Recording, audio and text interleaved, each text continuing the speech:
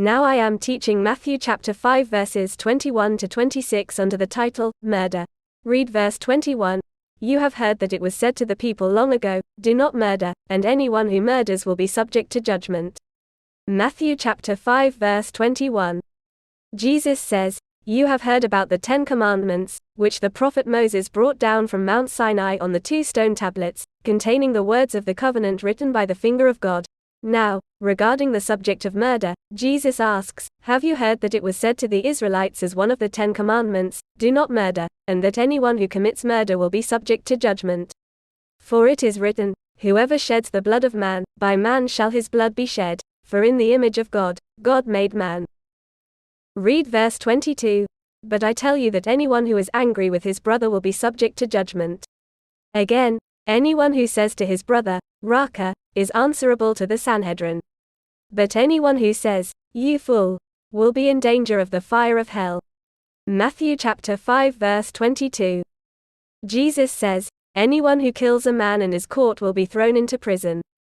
But I add to my teaching that anyone who is angry with his brother will be subject to judgment.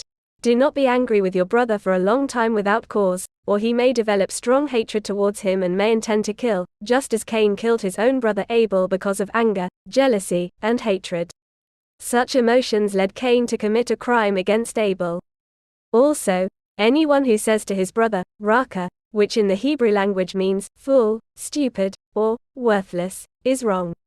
Such words upset your brother and could result in being taken before the Sanhedrin, where you would have to answer for using the term, Raka.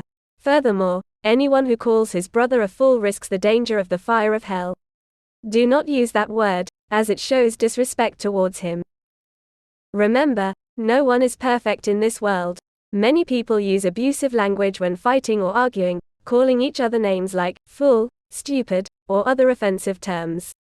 Engaging in such arguments is a waste of time and is not constructive, so it's better to spend your time doing something useful. But Jesus says, whoever listens to his teachings should not be like Cain. Instead, use kind words to win over your brother and make peace. Otherwise, without repentance, he will not have peace and will be thrown into hell on the last day. In the Old Testament, it is written, do not kill. Anyone who commits such acts of killing will face judgment and be thrown into jail. However, in the New Testament, Jesus says not to utter angry words against one's brother because such words can swiftly cause pain and heartbreak, leading to sadness or anger. These words can evoke emotions or depression that may drive someone to take their own life, or incite couples to fight and hastily seek divorce. Alternatively, they can upset an individual to the point where their heart is filled with hatred, potentially leading them to commit murder.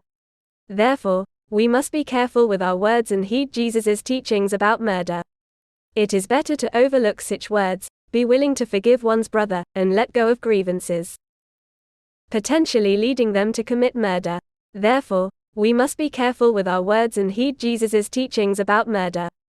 It is better to overlook such words, be willing to forgive one's brother, and let go of grievances. Read verses 23 and 24. Therefore, if you are offering your gift at the altar and there remember that your brother has something against you, leave your gift there in front of the altar. First go and be reconciled to your brother, then come and offer your gift. Matthew chapter 5 verse 23, 24. Jesus says, if you bring your gift to the altar and there remember that you have had an argument with your brother, your gift is not pleasing to the Lord if you are in the wrong. Therefore, leave your gift at the altar and go reconcile with your brother. Settle the dispute. Make peace, and forgive each other. Only then, return to the altar where you left your gift, offer it to the Lord, and your prayer will be heard. Read verses 25 and 26. Settle matters quickly with your adversary who is taking you to court.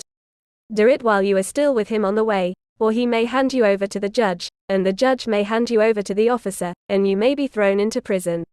I tell you the truth, you will not get out until you have paid the last penny. Matthew chapter 5 verse 25, 26. Jesus says, when you fight with someone close to you, like family members or friends, you should settle the matter with them and forgive transgressions. However, when it comes to outsiders or even enemies, we should be careful with our words and strive to resolve disputes while we are still with them on the way. Otherwise, if you fail to make peace, they may intensify the problems, potentially handing you over to the judge. If you refuse to settle the issue, the judge may hand you over to the officer, and you could end up in prison until you pay the required fine. Avoid wasting time seeking revenge or taking legal action.